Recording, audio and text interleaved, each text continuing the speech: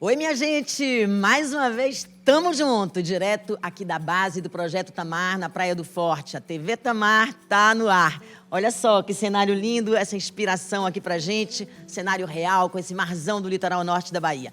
Hoje o nosso papo direto começa falando sobre paixão. Não a paixão do visitante, que é toda hora, todo dia, que chega aqui e se encanta ao ver as tartarugas marinhas. É uma paixão de quem chegou para trabalhar, chegou para visitar também e acabou ficando. E rolou paixão, né? Vou conversar com o engenheiro de pesca César Coelho e com a bióloga Jaqueline Castilho. E essa paixão rolou no Projeto Tamar, não foi, César, Jaqueline? Sejam bem-vindos. Tudo bem com vocês? Sim, tudo bem. É um prazer estar aqui. Beleza, Ana. É um prazer estar com vocês, poder conceder essa entrevista aí para as pessoas conhecer mais um pouco desses tesouros do Tamar.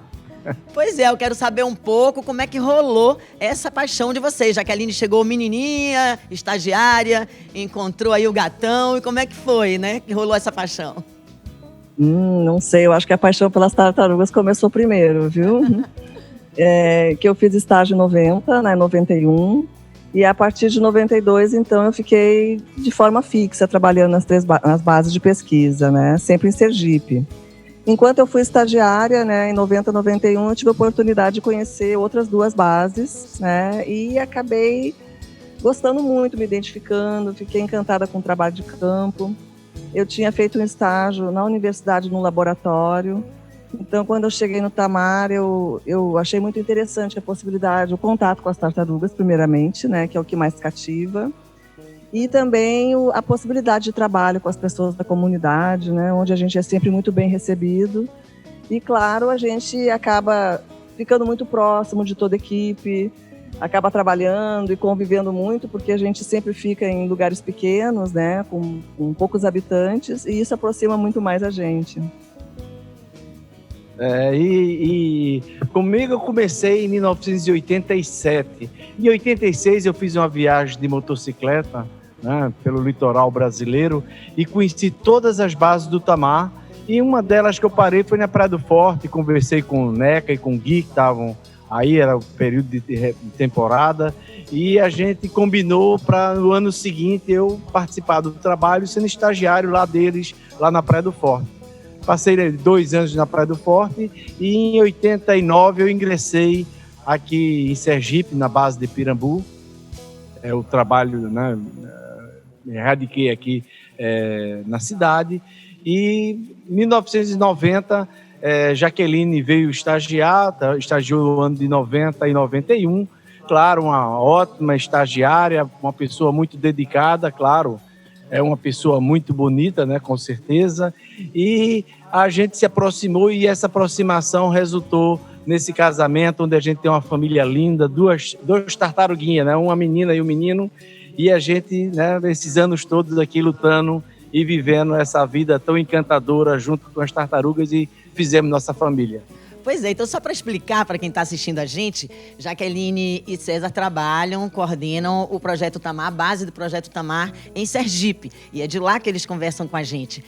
César e Jaqueline, a afinidade, né, da paixão pelas tartarugas, lógico, aproximou vocês e vários desafios, né, juntos. Ao longo desses anos todos, acabou que, Jaqueline, hoje você comanda a maior população de tartaruga oliva do litoral brasileiro. Mas não foi sempre assim, né?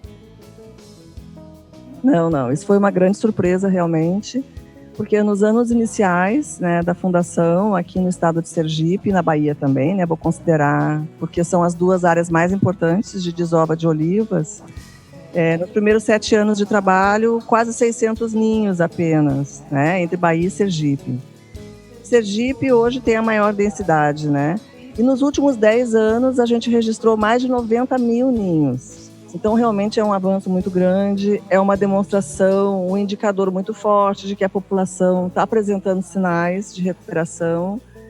E é muito interessante também, bom, e Sergipe detém 70%, né, ela acabou ficando com a maior densidade, a maior quantidade de ninhos, mas a contribuição da Bahia é muito importante, 30%.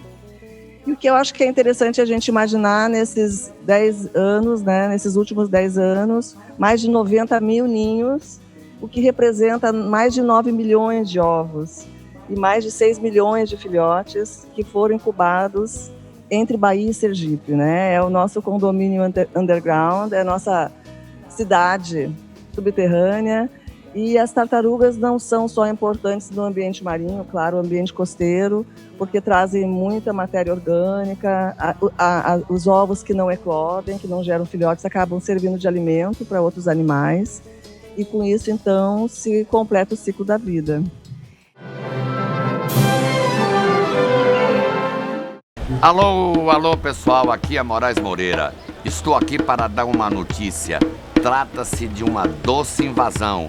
As tartarugas marinhas de Sergipe, conhecida como lepis, estão invadindo as praias baianas, as nossas praias. As apelidamos carinhosamente de Novas Baianas, nossas Novas Baianas. Bem-vindas!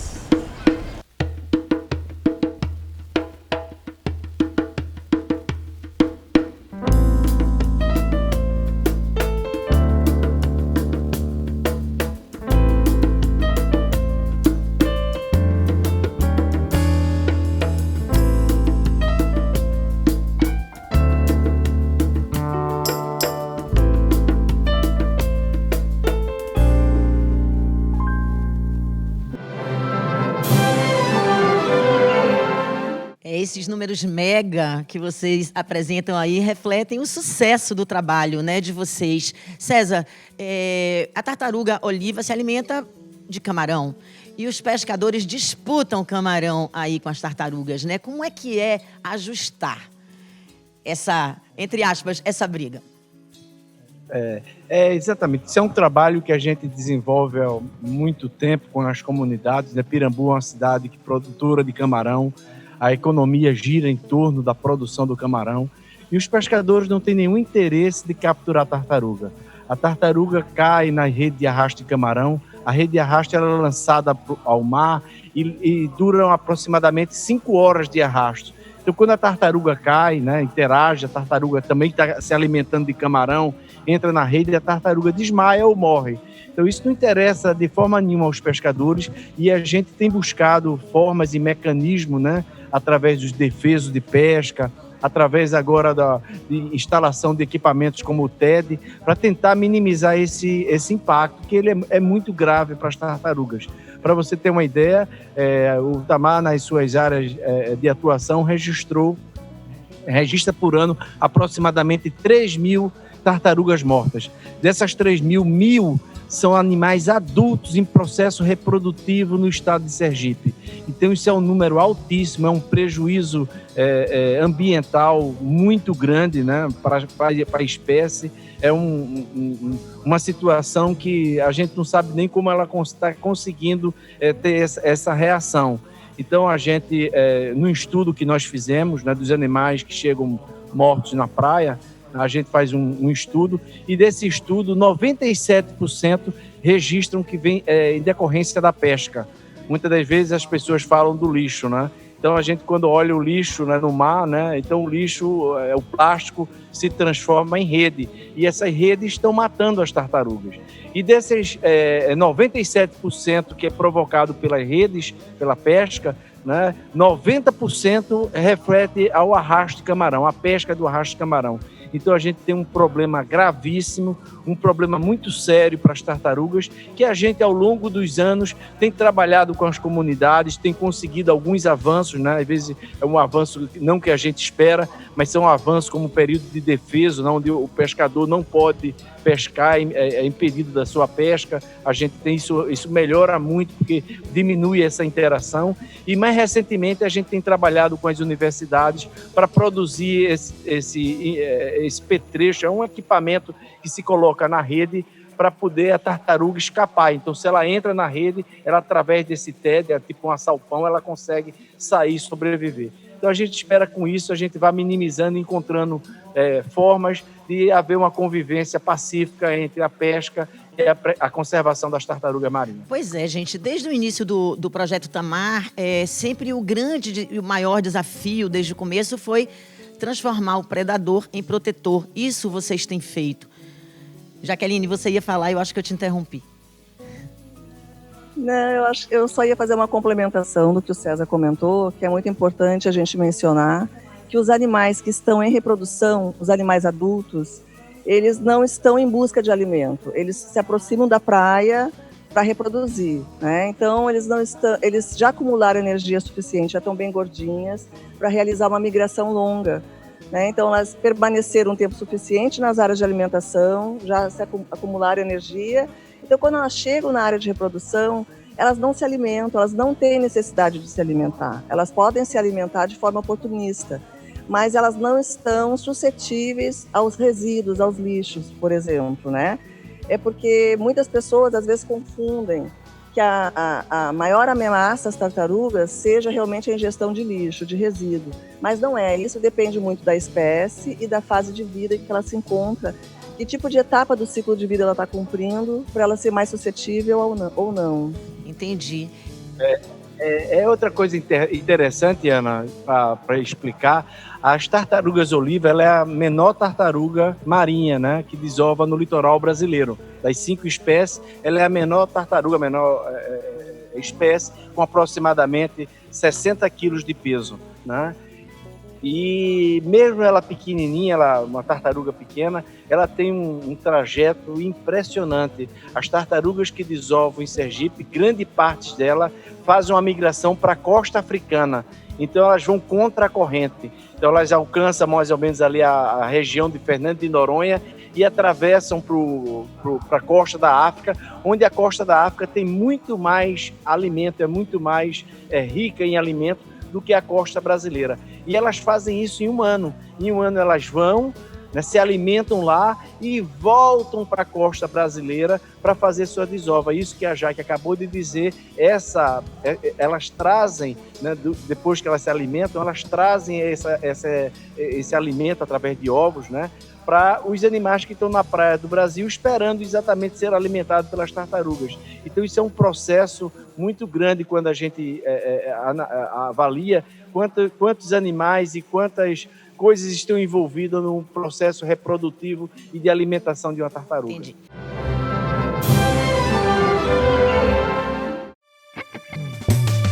Quem tem você tem tudo. Quem tem você é sortudo.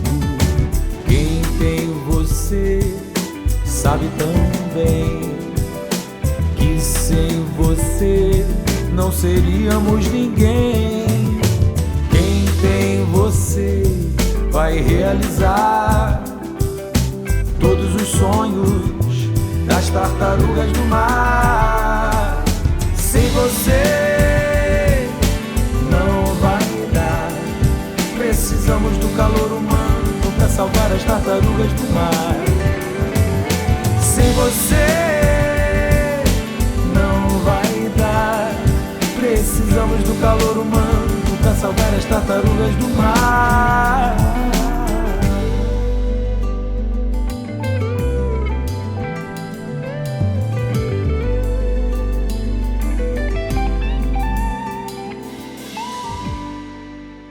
Gente, um outro desafio das bases do Tamar é a inclusão social, né? É trazer a comunidade das vilas, dos pescadores, para dentro, para junto do projeto, com a complementação de renda, geração de emprego.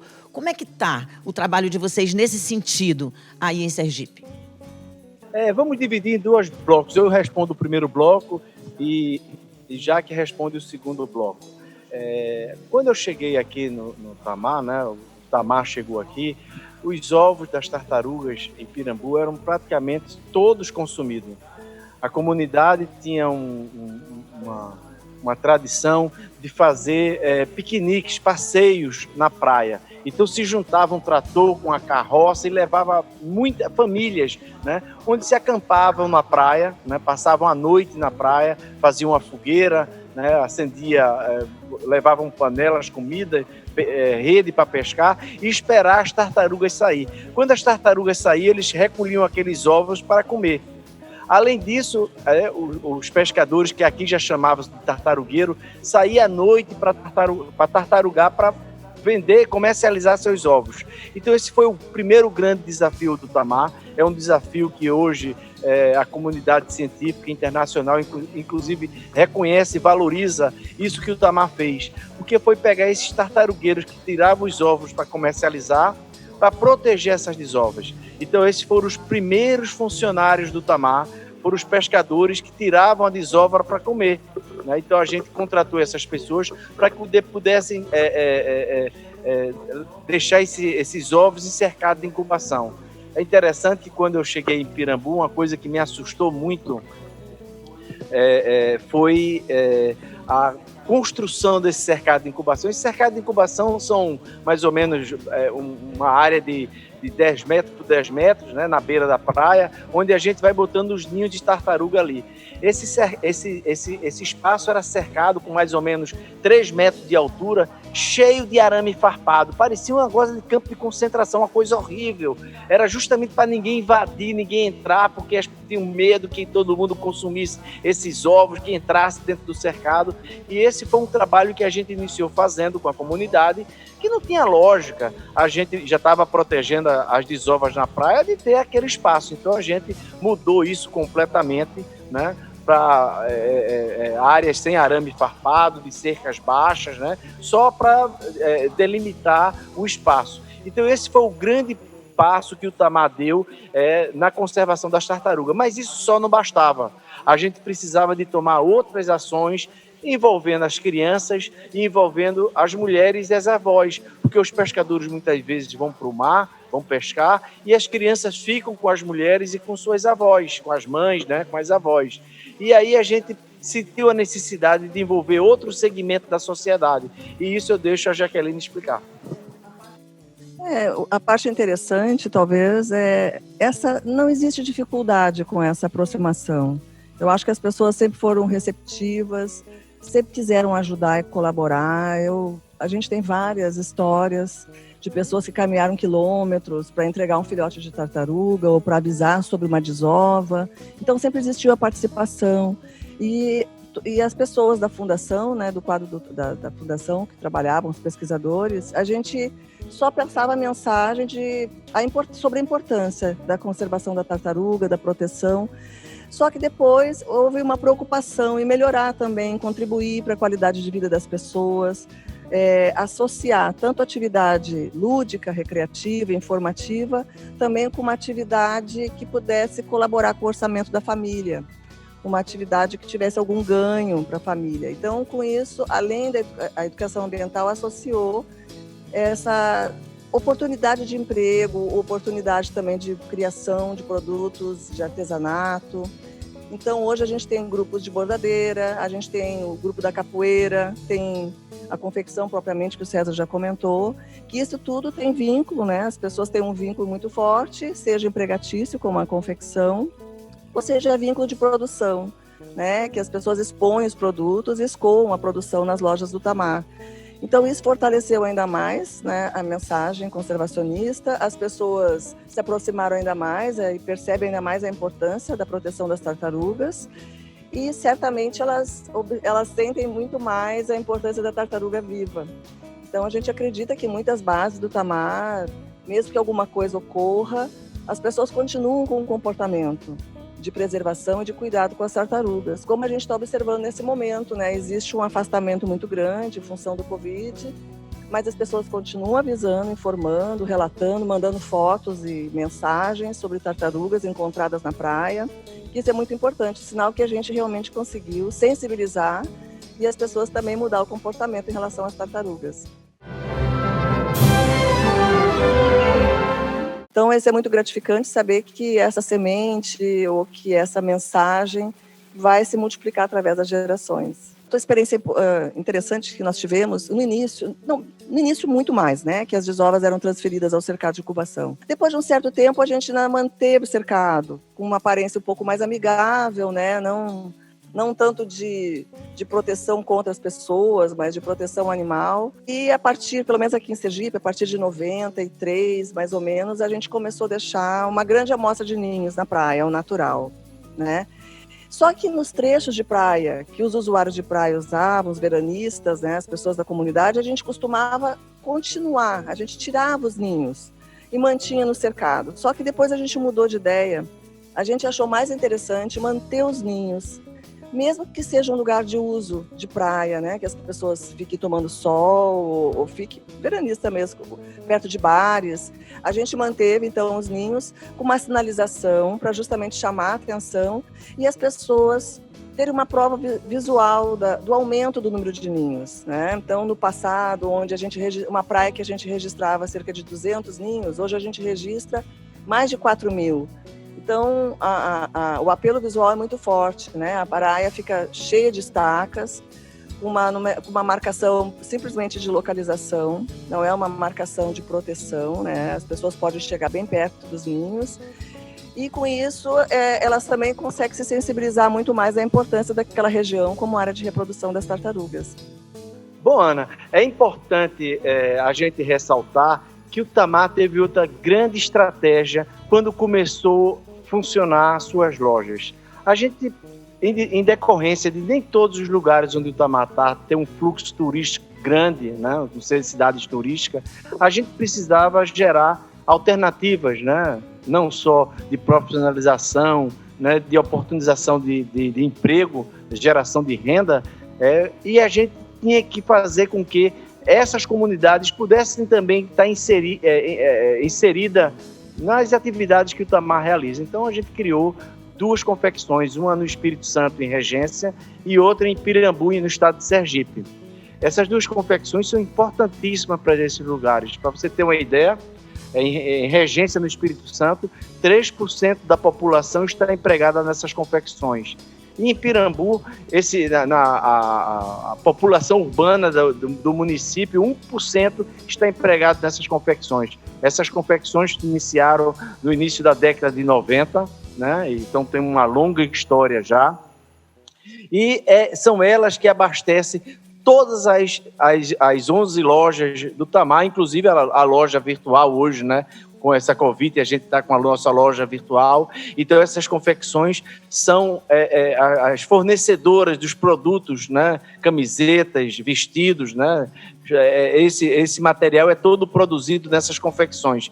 É de suma importância, não só para o lugar, mas para essa cadeia produtiva que o Tamar tem buscado, né, para envolver as pessoas e que possa gerar essa economia nesses municípios onde as tartarugas estão presentes. Então, isso é muito importante, essa outra relação que a gente criou com essas comunidades. Bom, gente, César, você falou do Covid, da pandemia, desse momento estranho que nós tivemos que viver esse ano. Então, antes da gente terminar, eu queria que vocês falassem quais as perspectivas. O que vocês esperam daqui para frente, né, do projeto? O que vem por aí? Bom, o que a gente estamos passando um momento de muita dificuldade, não só nós, mas o Brasil e o mundo, né? Realmente é uma tristeza. A gente, nesses nossos centros de visitantes, né, tão visitados, né? Temos mais de quase 2 milhões de pessoas visitando anualmente esses centros de visitantes e estão completamente, né, sem uma visita desde o início da pandemia aqui no Brasil. Vale ressaltar que esses centros continuam sendo mantidos porque os animais estão nele, né? A gente precisa de manter os animais nesses espaços, né? Então, é mais uma despesa que a instituição está tendo, sem poucos aportes de recursos. Então, a gente se viu criar outras alternativas, outras ferramentas para poder continuar atingindo as pessoas e as pessoas continuarem a nos ajudar a ajudar as tartarugas. Então a gente criou uma loja virtual, onde nela a gente pode, né, continuar comercializando esses produtos feitos nessas comunidades. E através de atendimentos virtuais a escolas, né, a instituições, né? Então a gente tem feito também um trabalho nesse centro de visitante para que a gente possa, né, manter a preservação, da continuidade da preservação, porque sem as pessoas, sem a sociedade, a gente não conseguiria ter feito o que o Tamar fez ao longo da sua existência. Complementando então, eu acho realmente que a sociedade foi muito importante nesse processo todo. A conservação só conseguiu chegar e alcançar esses resultados com as populações de tartarugas, porque as pessoas se envolveram muito, colaboraram. E os CVs, né, essa é uma forma de colaborar, embora a gente esteja durante a pandemia, né, as visitações estão canceladas, é possível que em breve a gente possa abrir, já estamos em atendimento virtual, mas a gente gostaria de reforçar o pedido e a sugestão que as pessoas continuem acessando o site do Tamar, que dê sua opinião, que participe das publicações, e que continuem se envolvendo com a conservação das tartarugas marinhas. Hoje a facilidade, não precisa visitar um centro de visitantes para ter acesso à loja, aos produtos do Tamar, ajudar, né, continuar colaborando com o programa para que ele não termine, para que ele não acabe, para que a gente retorne com a mesma força de sempre. É isso aí, gente. Super obrigada por esse apelo de vocês. A gente tem sempre reforçado isso aqui na TV Tamar, a importância da participação do público, né, dos amigos do Tamar, os amigos das tartarugas. Obrigada pela participação de vocês, pelas informações de vocês. Eu adorei. Hoje fiquei sabendo de coisas que eu não sabia. E espero que a gente volte em breve conversar aqui para vocês contarem como é que tá a situação por aí, por Sergipe, tá bom? Ok, muito obrigado pela oportunidade e por poder esclarecer a opinião pública da situação que a gente está vivendo e que a gente vai vencer. Com fé, a gente vence. Obrigada. Com certeza. Também. Valeu, gente. Um super beijo para vocês. Valeu, tchau. Pois é, então, olha, deixa eu fazer eco aqui com as palavras de César, de Jaqueline e lembrar da sua importância, a importância da sua participação. Quer ajudar o Projeto Tamar? Vai lá na nossa lojinha virtual e, ajuda lá que a gente precisa muito da sua força. Então, tchau, tchau. Daqui a pouco a gente volta.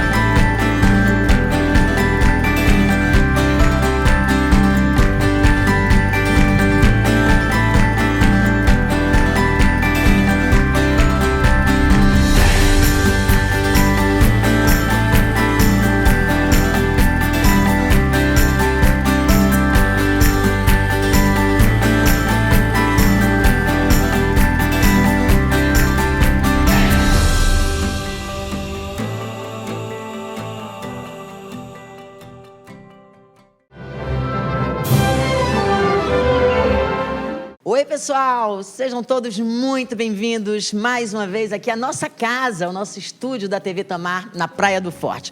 Hoje, a gente começa o nosso programa falando de responsabilidade social, que é uma das forças que movem o Projeto Tamar. O meu papo vai ser com uma pessoa que é muito especial para toda a comunidade Tamar, para todo mundo aqui, porque ela é conhecida como a mãezona de todo mundo que vive, que viveu e que construiu o Projeto Tamar. Olha só, que charme, olha como é que ela chegou hoje aqui.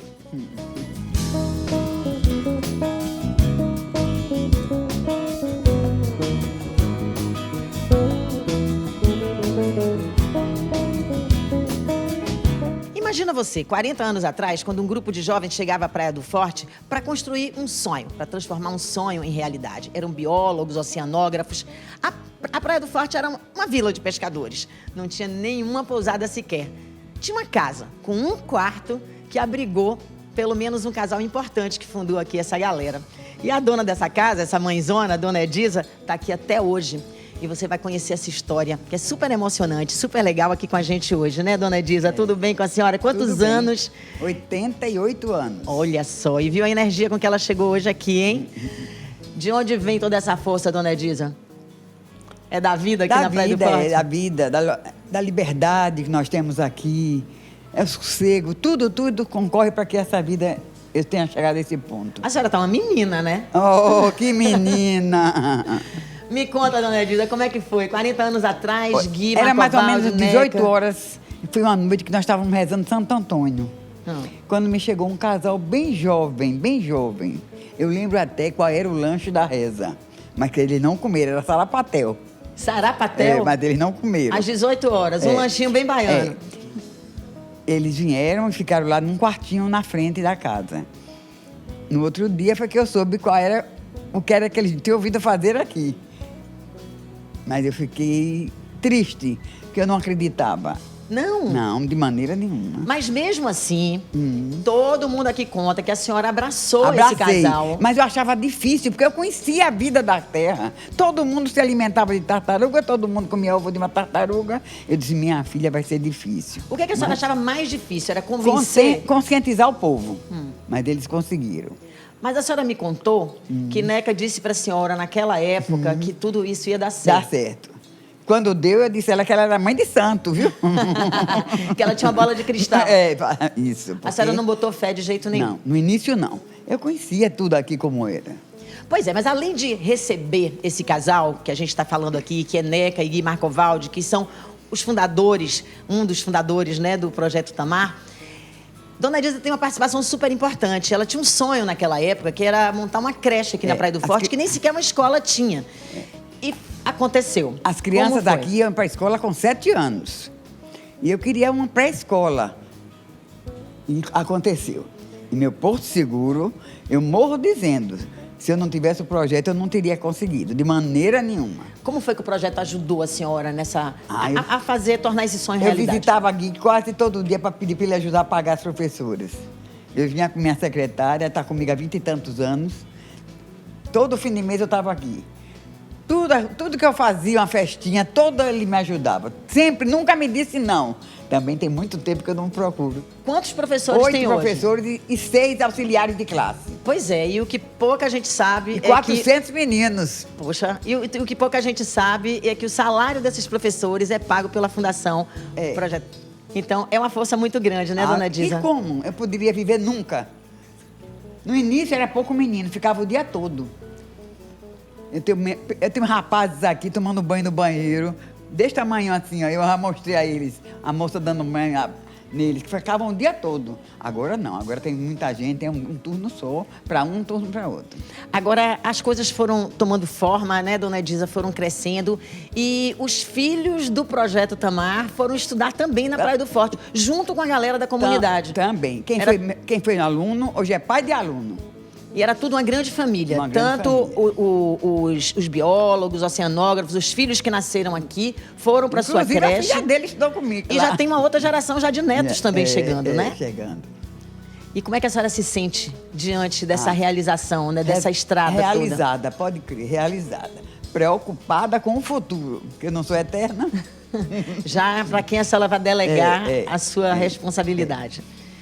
Dona Edisa, me fala um pouquinho sobre o Tamar, né? O que o Tamar significa para a senhora, né? Para o mim, seu sonho. foi tudo. E para a população também. Foi o primeiro ponto de emprego daqui. Eu tinha uma comadre, Deus já levou. Começou a arranjar emprego. Ninguém aqui tinha emprego. Quando começou o Projeto Tamar, veio as pousadas, todo mundo teve carteira assinada, todo mundo teve televisão em suas casas. Foi a vida de Praia do Forte, começou no Tamar. Sabe seu sonho de viver de um jeito único na Praia do Forte? Continua avançando para se tornar realidade. O melhor lançamento da Praia do Forte segue com obras em ritmo acelerado, mantendo as previsões iniciais de entrega e tudo de acordo com as normas de segurança, preservando a vida dos colaboradores que trabalham na construção. Em breve, você vai viver num condomínio diferenciado, com entrada exclusiva e um clube completo para toda a família. Um projeto sustentável, com 87% de área verde preservada, estrutura e paisagismo de alto padrão e acesso privativo à melhor praia da região. Num momento de tantas incertezas, nada como a confiança de ter feito um investimento seguro. Praia Bela, seu lugar na Praia do Forte. Hoje, quando a senhora chegou, a gente percebeu assim o respeito e o amor que as pessoas aqui têm pela senhora, porque muitos desses meninos que Já passaram por pelo minhas projeto, pelo Tamarzinho, pelo Todo coral, mundo passaram pelas suas mãos, pela sua creche. Passou. Me chamam de tia, tia, até hoje. E Gui, Neca e o pessoal aqui chama a senhora de mãezona, diz que a mãe que eles, as famílias preta viviam deles, distantes, a senhora foi a grande mãe. É emocionante isso para a muito senhora? emocionante. Consegui, graças a Deus. Hoje eu estou melhor, mas quando eles iam entrar com 3 anos e vai com 10, 11, vão embora. Eu chorava quando eles iam embora, agora já estou melhor, viu? Já me acostumei mais. E hoje, qual é a diferença da creche daquela época para a creche de hoje? Hoje eu tenho professores especializados, eu tenho uma coordenadora pedagógica, eu sou a cabeça, eu dirijo, mas a pedagogia tem uma pessoa que resolve tudo, entendeu? Qual é a receita para ter dado certo? Eu tive um pai que me chamou de sargentona, porque eu acho que se não tiver ordem, não tem, né? Ele queria trazer a filha dele de camisola e mudar a roupa no banheiro. Eu digo, não pode. Ela tem que vir pronta de casa. É um exemplo, pai. Mas hoje ele me abraça, é até professor de educação física na escola. Então foi o rigor com que a senhora levou o pulso forte. Com amor, mas com rigor. A senhora, de que a senhora tem saudade? A minha força. Porque a idade está chegando, as forças vão acabando, né? Mas como eu disse, a senhora está uma menina ainda. Agradeço muito a Deus. Então, para a gente encerrar, né, dona Edisa, o que a senhora gostaria de ver acontecer ainda, né? Na sua creche, na Praia do Forte. Eu quero que tudo volte a ser como era, por causa dessa epidemia, né? E que quando eu for, continue a creche. Eu já botei uma filha lá, conversei com o Neca, tem uma filha que trabalha lá, vice-coordenadora. Eu digo a ela, cuidado, veja como sua mãe age para você continuar agindo. Eu espero. Então a gente está aqui na torcida junto com a senhora. Com certeza vai dar certo. Não tem como dar errado. Eu espero. Obrigada, dona Edisa. Adorei conversar com a senhora mais uma vez.